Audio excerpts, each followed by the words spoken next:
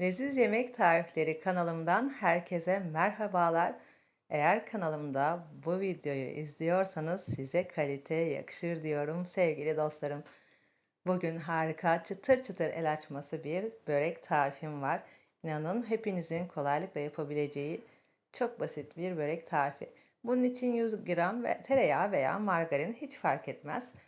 Isıtıyoruz, sadece eritip bırakıyoruz. O orada soğurken biz hamuruna geçelim. 6 klasik su bardağı unu uygun bir yoğurma kabına alıyorum. Aynı bardak ölçüsüyle 2 bardak su ekliyorum.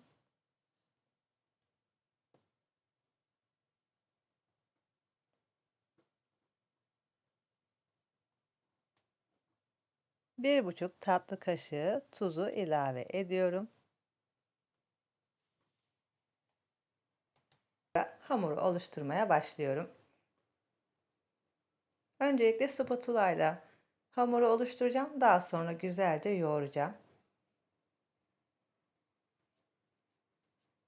2 bardak suyun tamamını şu anda kullandım.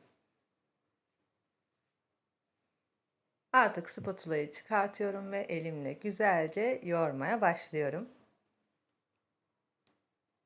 Bu esnada hamur biraz kuru geldi.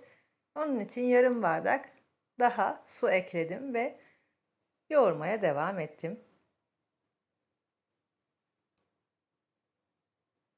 Elime çok fazla yapıştığı için yarım yemek kaşığı un serperek hamuru özleşene kadar güzelce yoğurdum. Hatta eğer zamanınız varsa tezgaha alıp tezgahta 5 dakika kadar daha güzel bir şekilde yoğurursanız börekleriniz inanın daha güzel olacaktır.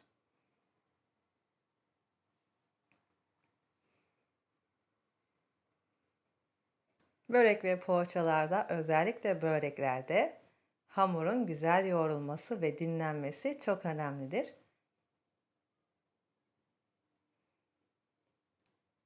İkiye bölüyorum. Daha sonra da mandalinadan biraz küçük olacak şekilde bezelere ayıracağım.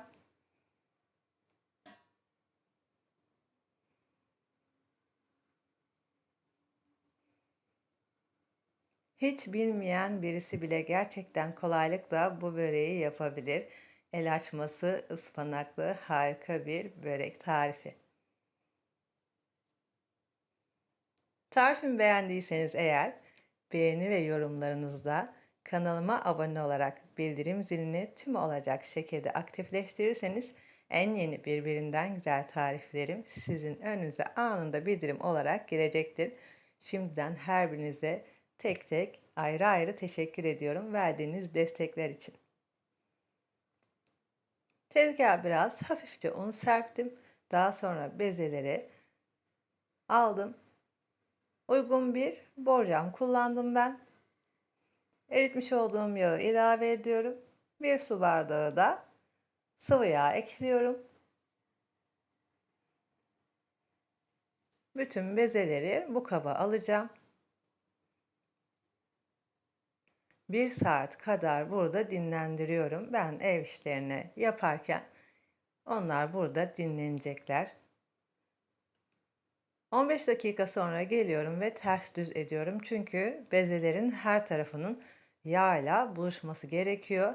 Daha iyi açılabilmesi için her tarafı yağlı olacak. Ve bu sayede biz de sadece parmak uçlarımızla kolayca böreklerimizi açabileceğiz.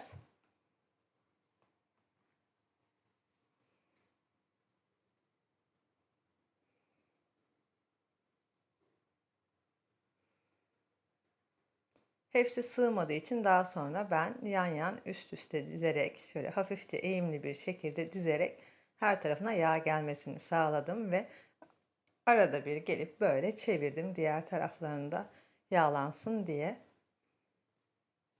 Bu yağ gözünüze çok gelebilir belki ama inanın bu yağ böyle çok olmasa çatır çatır börek olmaz ve kalan sadece çay bardağının dibinde biraz çeyrek ya da yarım kadar yağ kaldı. Onu da diğer yemeklerde kullanabiliriz. Yarım kilo kadar ıspanağı küçük küçük doğruyorum. Olabildiğince küçük doğramaya özen gösterin lütfen. Bu şekilde küçücük olsa yeterlidir. Bir büyük soğan kullandım. Evde büyük kalmadığı için ben küçük kullandım, 3 adet. Aynı şekilde bunu da olabildiğince küçük doğrayalım. Çünkü soğanı da ıspanağı da kavurmadan çiğden kullanacağımız için olabildiğince küçük doğrayalım.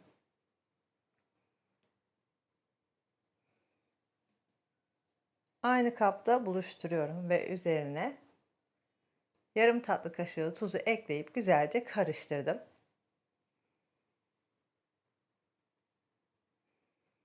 Bir saat kadar dinlenen bezelerden bir tanesini alıyorum. Önce tezgahı yağlıyorum ve bezeyi açmaya başlıyorum. Şöyle elimin içiyle parmak uçlarımla hafif hareketlerle hemen zaten kendi kendine açılıyor. Dediğim gibi hiç yapmayan birisi bile gerçekten kolaylıkla bu tarifi yapabilir. Yanlardan bu şekilde çekiştire çekiştire açıyorum. Yırtılsın, yırtılması da önemli değil. Yırtılabilir. Hiç önemli değil. İnanın bu tarz börekler daha kolay, daha pratik. Sadece zamanınız varsa bu böreği yapacaksınız. Çünkü bekleme süresi olduğu için yağda mutlaka beklemesi gerekir. Aksi takdirde kesinlikle açılmaz. Ama ondan sonrası da çok kolay. Ne oklava ne merdane, hiçbir şeye gerek yok. Kendi kendine böyle açılan bir hamur. Hemen büyüdü gördüğünüz gibi. Şimdi istediğim kadar içine ıspanak koyacağım ve rulo yapıp tepsime dizeceğim.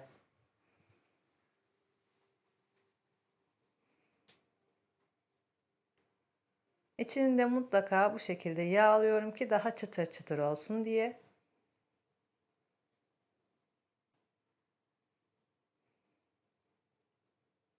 Kenarlardan alıyorum. Daha sonra sarıyorum.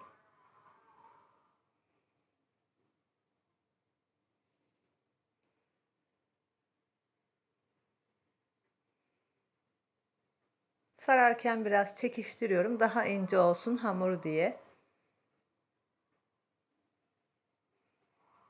Yağlı kağıt serdiğim tepsiye diziyorum. Bir tane beze daha alıyorum. Kendi kendine zaten böyle açılıyor. İsterseniz siz patatesli, peynirli de yapabilirsiniz.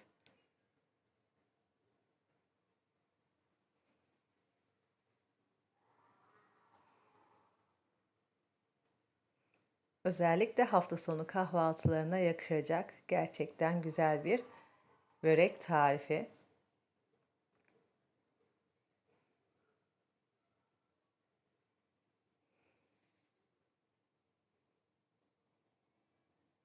İçine mutlaka yağ koymayı unutmayın. Her defasında yağı ekleyip öyle rulo yapın.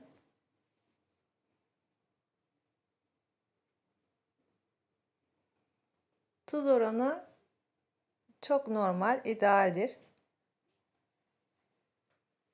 Hem hamura hem de ıspanağa koymuş olduğum tuz oranı gayet normal oranda tuz sevenler için. Kalan yağı da daha sonra yemeklerde kullanmak için kenara ayırıyorum. Gördüğünüz gibi çok az kaldı. Yarım çay bardağı kadar diyebilirim. Üstünü kapatıp daha sonra yemeklerde kullanabilirsiniz.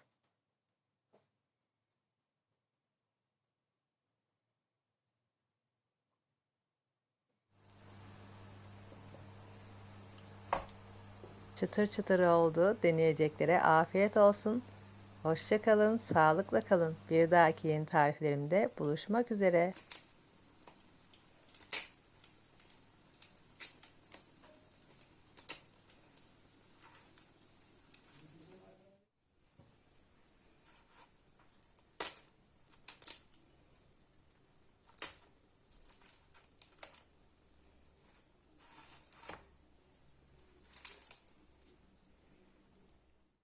Aşırı sıcak.